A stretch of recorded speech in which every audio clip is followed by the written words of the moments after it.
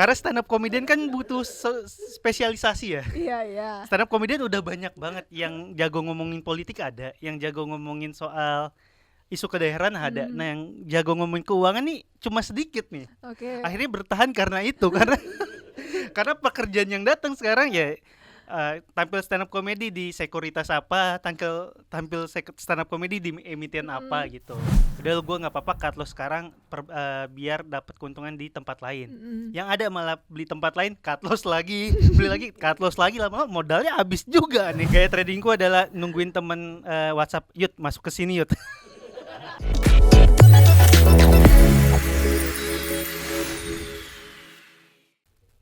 Halo Sobat Investor, kembali lagi dalam Fincast bersama saya Prisa Somodatu. Nah, beberapa tahun terakhir ini kan saham menjadi instrumen investasi yang cukup populer di kalangan khususnya anak muda. Bahkan jumlah dari investor saham mengalami peningkatan yang cukup pesat dalam beberapa tahun terakhir. Nah, hal ini tentu tidak lepas dari masyarakat Indonesia yang semakin melek dengan investasi dan masifnya media sosial. Nah, adanya pergeseran gaya hidup masyarakat juga mendorong perubahan dalam pengelolaan keuangan dari yang dulu cenderung saving society menjadi investing society. Nah, kali ini kita juga akan membahasnya bersama dengan salah satu stand up komedian yang juga merupakan investor saham dan mungkin bisa dibilang sekarang influencer soal finansial juga mungkin ya.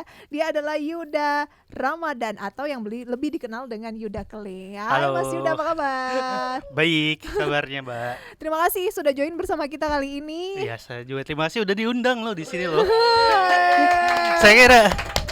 Saya kira cuma investor sukses doang yang diundang. Enggak dong. Ternyata investor yang masih nyangkut juga pun diundang ya. Oh, wah, langsung curhat dia baru opening loh. Nyangkut di sektor apa nih? Banyak sih aja, sektornya sih. sektornya. Kayak semua sektor saya ada di sahamnya. Oh ya, yang paling banyak apa? Sektor Perbankan. bukan. Apa namanya? Digital. Oh, digital. Ya. Oh, senangnya yang digital ya. Digital ya. Oke. Digital dan bergerak di bidang transportasi. Mhm.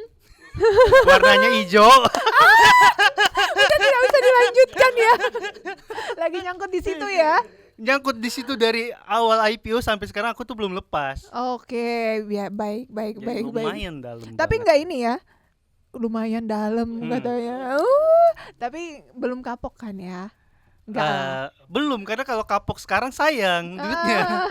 Jadi kapoknya nanti aja kalau udah untung gitu. Oke, awalnya terjun ke investasi saham tuh awalnya gimana sih? Kan masih banyak juga anak muda sekarang yang meskipun jumlah investor udah naik nih, ada juga kan yang masih kayak takut-takut gitu. Aku tuh awalnya terjun karena pandemi. Jadi pas pandemi itu kan salah satu hal yang sering banget diomongin di sosmed kan soal saham ya. Banyak banget influencer saham yang bermunculan tuh pasti tahun 2020 di TikTok, di Instagram. Nah, aku tuh ngeliatin konten mereka kayak enak banget ya. Beli saham bisa langsung naik 25%. Akhirnya ikutan lah. Bener-bener nggak punya basic apa-apa, ikutan beli. Dan waktu itu pas pertama kali masuk tuh di bulan Mei 2020. Jadi emang harganya lagi jatuh-jatuhnya. Dan pertama kali beli emang langsung untung, langsung cepet banget dapat untungnya. Cuma waktu berjalan di bulan Oktober kalau nggak salah itu kan pasarnya udah kembali normal ya. Nah, kebiasaan beli ngasalnya itu nggak lagi ngasilin keuntungan, malah habis beli turun gitu. Pas ngeliat yang di sosmed, ini orang kok di sosmed kalau habis beli langsung naik, kok gue kalau habis beli malah turun. Oke. Akhirnya coba dikontenin lah, pas dikontenin ternyata rame gitu. Oke, berawal dari situ akhirnya berlanjut terus gitu. Iya. Awal-awalnya tuh berarti agak bisa dibilang nggak sih kalau FOMO? Awalnya FOMO banget, jadi rame di sosmed ikutan lah. Karena kan pas pandemi stand up comedian panggungnya hampir nggak ada ya. Karena nggak boleh bikin acara off air kan, jadi banyak di rumah, banyak bikin konten di rumah, jadi scrolling TikTok, scrolling IG, oh ini tuh lagi rame, udah gue ikutan lah gitu. Berarti waktu itu masuknya sebagai seorang trader dong yang kayak harian gitu. Harian. Jatuh jangan-jangan jam-jaman gitu. Pokoknya yang hari itu Rame? influencer apa ngomongin, saya beli. Oh, pokoknya follow influencer terus ya. Full influencer banget gitu. Jadi kan emang kan nggak tahu basicnya, jadi kan saat itu mungkin saham masih 700 emiten kalau nggak salah ya. Sekarang kan udah 900-an Iya, ya. bingung kan dari 700 gue harus milih satu, milih yang mana nih? Ya udah gue ikutin ini aja Iya, deh, ikutin aja influencer di aja deh. sosmed lah, karena kan kalau kita lihat tuh nggak ada satu yang bersinar terus gue pilih ini, enggak gitu kan gitu. Oke, terus itu kan 2020. 2020. Sekarang kan udah 2024. 2024. Kok bisa betah gitu? Jadi pas tahun 2020 itu kan akhirnya nyangkut dan bikin konten. Nah, di tahun 2021-nya diajak sama Bursa Efek untuk ikut influencer inkubator. Jadi di mentoring lah sama mereka, di mentoring buat kalau ngomongin saham di sosmed tuh angle-nya tuh kayak gini loh, yang benernya tuh kayak gini, yang dihindari kayak gini. Karena di mentoring terus akhirnya dapat kayak oh ternyata tuh dunia keuangan tuh segini pentingnya buat hidup ya. Pas ngerasa itu akhirnya berlanjut lah bikin kontennya. Makanya sampai sekarang masih tetap ngomongin keuangan dan tetap ngomongin soal saham. Oke, jadi Anda ini Mas Yuda adalah investor di pasar modal. Betul? Ataukah Anda lebih kepada bertahan karena konten?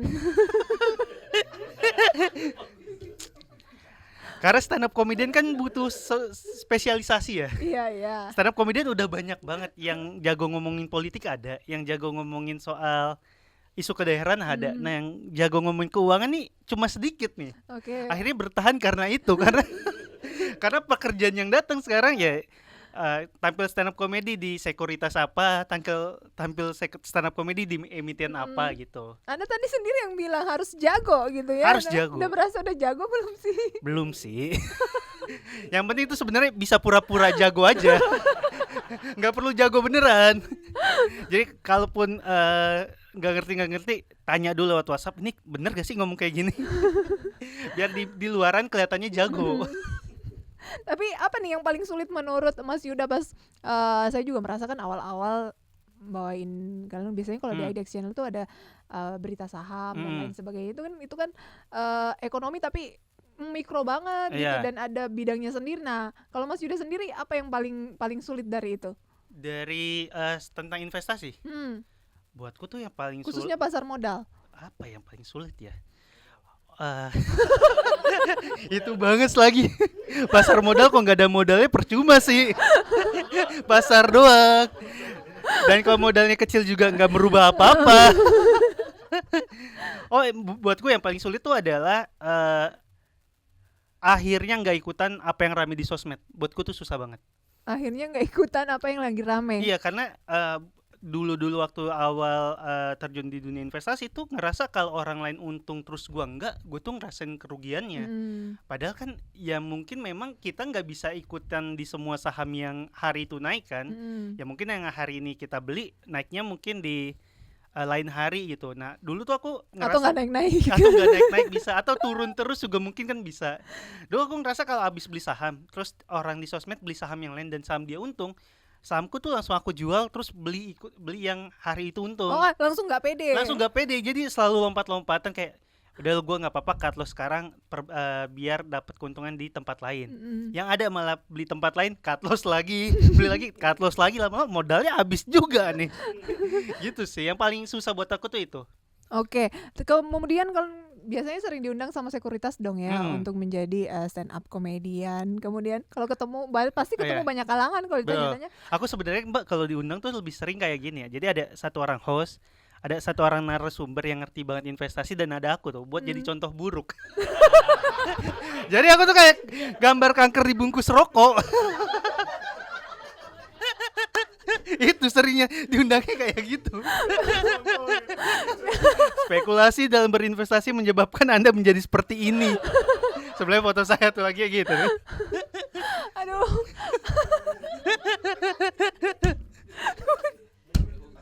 Saya jadi lupa mau nanya apa kan. Aku sering diundang. Iya, beberapa kali sering, lumayan sering diundang lah. Akhirnya orang itu nextnya ngundang lagi nggak? Karena kalau dia masih butuh contoh buruk masih diundang sih. Sering nggak? Kalau zaman dulu tuh sering kayak malu tuh kalau misalnya ditanyain udah invest berapa di sini. Nah kita kan kadang kayak ada nggak perasaan kayak gitu? Nah itu untungnya tuh aku tuh dari awal ngontenin soal investasi nggak pernah ngeliatin belinya berapa lot. Oh, oke. Jadi kayaknya orang juga ngerasanya nih orang kayaknya kaya deh. Karena kan gak ditunjukin kan, dia gak mau nunjukin kekayaan dia nih. Padahal gak mau nunjukin karena malu. Padahal udah cerita-cerita gue, anjir gue los gede banget, terus cuma beli 2 lot kan. Apa sih lu, gue balikin aja duit lu kan, ntar digituin. Tapi pernah gak ada yang cerita misalnya tiba-tiba gue lagi masuk nih sekian terus kita kayak merasa gitu. Ya ada sering lah kayak gitu, lu jangan masuk banyak ya nanti goyang nih. Bang, ini mah gak bergoyang sama sekali bang. Gak nimbulin grafik sama sekali kalau gue masuk sih bang sebenarnya gitu. Oke, apa sih yang paling sering orang pertanyakan kan Mas Yuda sekarang tuh terkenal juga sebagai investor saham. Nah paling sering kalau orang awam tuh ketemu Mas Yuda tuh nanyain apa? Oh nanyain ini, lu beneran nyangkut terus gak sih? Apa cuma konten doang? Cobanya. Emang kontennya selalu nyangkut terus? Oh ya, karena yang ramenya itu, jadi aku tuh sering kali kalau untung malah ngerasa rugi. Ya dong nggak ada konten nih. Jadi aku tuh ngerasa ternyata buat untung di saham tuh nggak harus selamanya untung. Oke. Rugi pun bisa untung, karena kalau rugi dikontenin kontennya rame dapat endorse tuh. Jangan-jangan sekarang nyarinya saham apa yang lagi nurun ya gitu. Karena emang kalau aku tuh kalau lihat di aplikasi itu tuh seringkali top loser apa nih. Oh ngelihatnya mana yang akan jadi loser terus ya. Di top loser nih kalau di konten ini banyak orang yang, karena buatku orang tuh di sosmed kalau ngelihat seseorang yang untung tuh udah biasa aja. Dan kayaknya kalau lu berbagi kesenangan tuh orang nggak segitu engage-nya. Tapi kalau lu berbagi kesengsaraan pasti ada orang lain yang tersengsara juga. Ih gue terwakili sama dia loh. Nyari teman ya. Nyari teman. Jadi kalau dicari top loser, nih bakal engage sama followers nih. Kalau untung sombong kayak gitu. Tapi kalau rugi temen gue nih. Kalau untung pun kita ceritain di sosmed cuma bakal nimbulin temen minjem duit ya.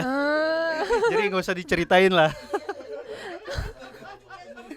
Tapi Mas Yuda jadi kayak merasa kayaknya gue berkontribusi membuat banyak orang di luar sana akhirnya kayak khawatir tuh untuk investasi pasar modal. Oh enggak, karena aku kan 2021 tuh dimentoring sama bursa tuh lewat influencer inkubator itu.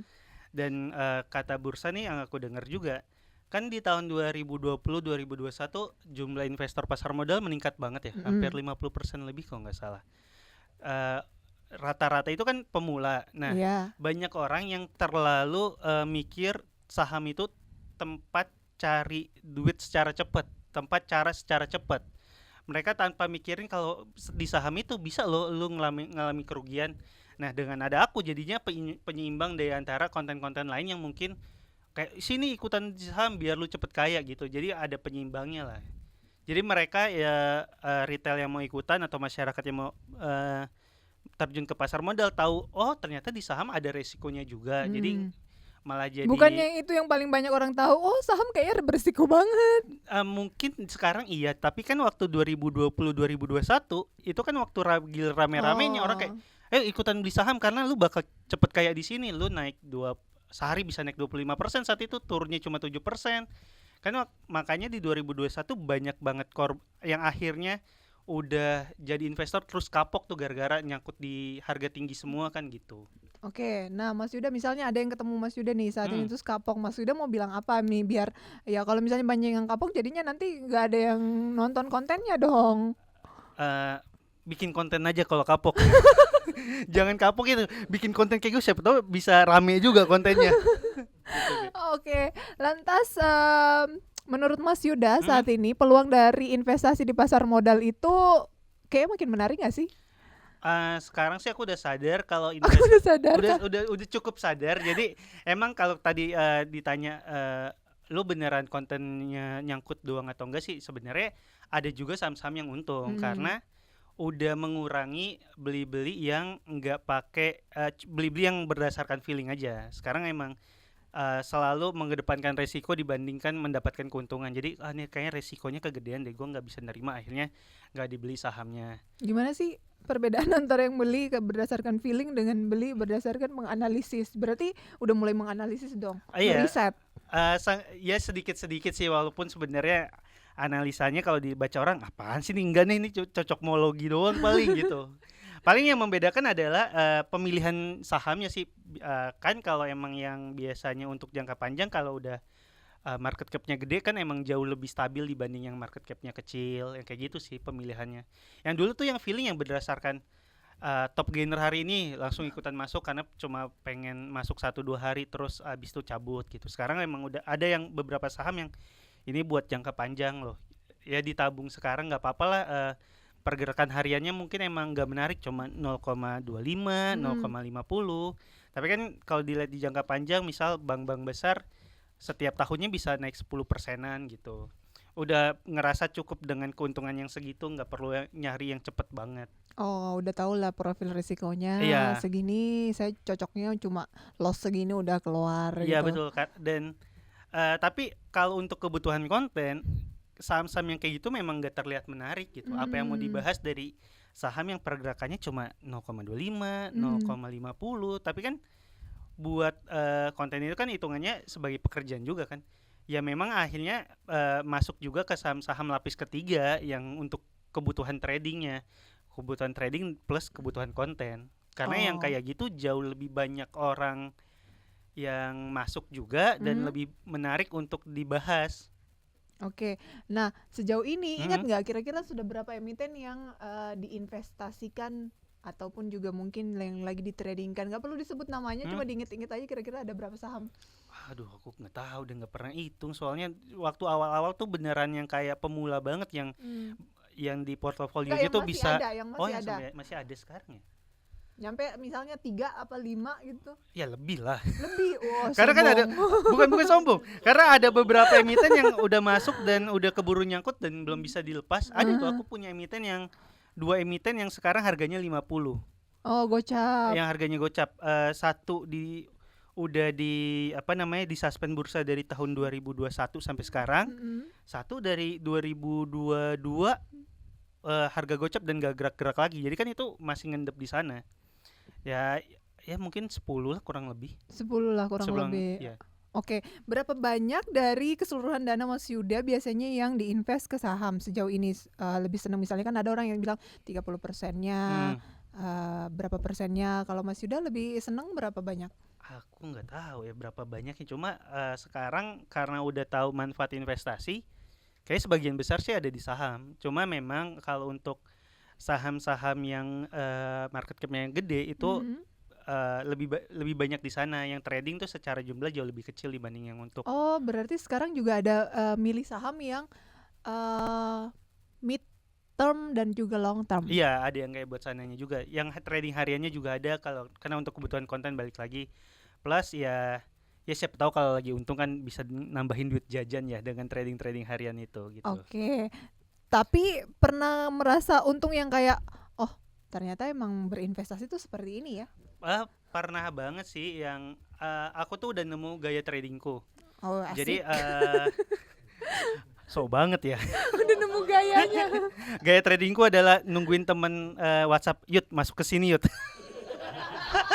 Berarti kan masih sama dong. Enggak, kan sekarang temennya udah banyak yang market maker. Waduh, Oh. bercanda. Enggak, aku tuh ini, Mbak.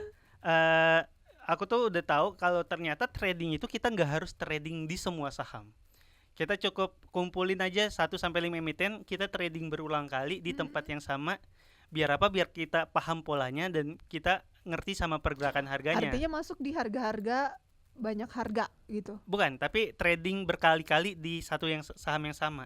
Jadi misal aku udah masuk terus udah keluar. Nanti masuk lagi di saham ini, keluar lagi kayak gitu. Jadi karena kan udah paham polanya, jadi tau kayak kalau dia lagi kayak gini biasanya bakal kayak gini deh. Kayak kalau sekuritas ini lagi ngelakuin pembelian di saham ini, sahamnya bakal bergerak kayak gini deh gitu. Jadi biar mengurangi kemungkinan untuk lossnya dengan cara ya detail dengan si trading di satu saham yang sama itu. Oh, itu kalau trading. Kalau trading. Oke. Kalau investing ya ada yang aku belinya bulanan, Berarti tambah posisi terus. tambah posisi terus karena ya kayaknya salah satu cara biar mengurangi resiko kan katanya DCA itu ya. Jadi ya dilakuin kayak gitu. Oke. Lantas kira-kira sejauh ini selain investasi saham ada investasi lain nggak? Atau karena ya kontennya masih investasi saham? Investasi reksadana sih ada Investasi juga. reksadana. Menarik mana ya? Kalau dari gayanya Mas Yuda nih, reksadana atau saham? Saham sih jauh Saham ya. lebih menarik karena ya kita kan awal-awal tuh aku setelah pertama nyangkut terus dapat edukasi dibilang kalau emang lu belum paham mending masuk reksadana karena dibantu kelola sama manajer investasi yang jauh lebih berpengalaman dan jauh lebih paham dengan dunianya kan. Waktu ya udah awal-awal tuh emang banyak lah investasi reksadana, terus kemudian sekarang karena udah bisa cari tahu sendiri apa aja sih yang dilihat kalau lu mau beli sebuah saham, akhirnya memutusin reksadananya nggak diambil. Cuma sekarang jarang untuk di top up lagi, top upnya di saham-saham yang emang udah dipilih sendiri gitu. Oh, dulu tuh reksadana cuma sebagai kayak apa ya, diversifikasi lah dari saham gitu ya. Kalau Mas Yuda, dari banyak orang-orang dalam tadi yang kata Mas Yuda temen gitu ya. Bercanda. Nanti beneran nanya, yuk temen lu siapa aja yuk.